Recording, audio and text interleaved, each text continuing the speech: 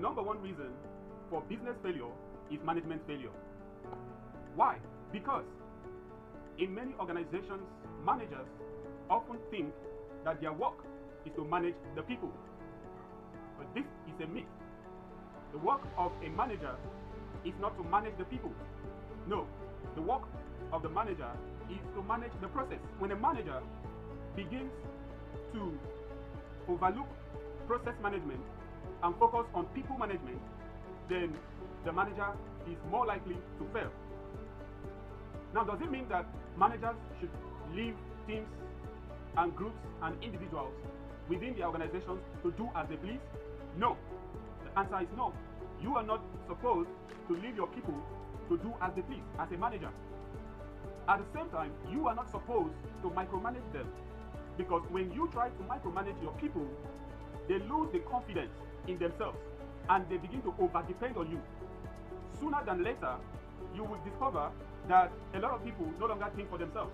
You will discover that you need to be needed to make even the slightest decision. And over time, this will become a huge burden on you. Eventually, you will begin to get irritated, you begin to get agitated towards the people. You begin to feel some resentment. You begin to feel that people cannot do what they are meant to ordinarily do. The reason is because you started micromanaging them. You started making sure that you are part of every decision they make.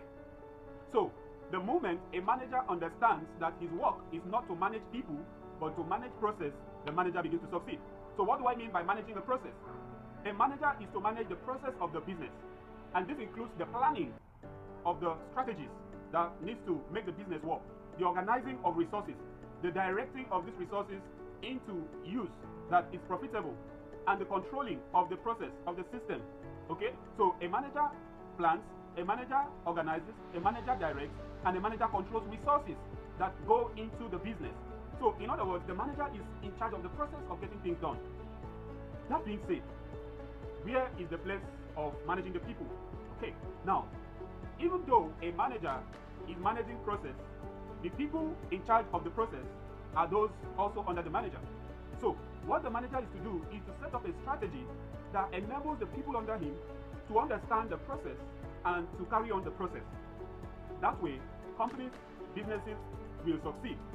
So one way to make sure that the process goes on seamlessly by your teams, by your people under you, is to give them the opportunity to think for themselves. You hired them because you trusted in their abilities. You hired them because you trusted in their certificates, in their skills. You trusted in their experience.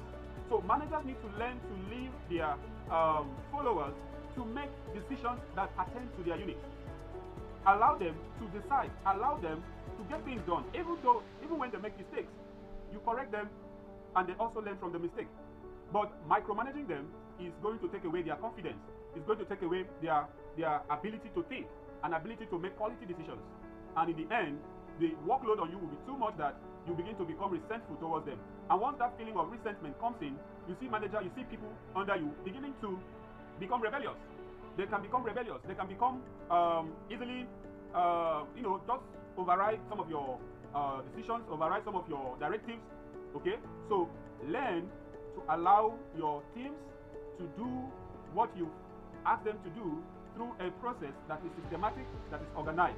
Allow them to make the decision. Allow them to bring out the best in them. And finally, learn to trust in your people. A lot of managers tend to be everywhere because of lack of trust. So you need to learn to trust in your people.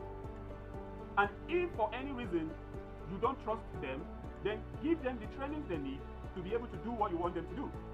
Train them. Train them to do what you want them to do. That way your confidence in them will increase and their confidence in themselves will also increase.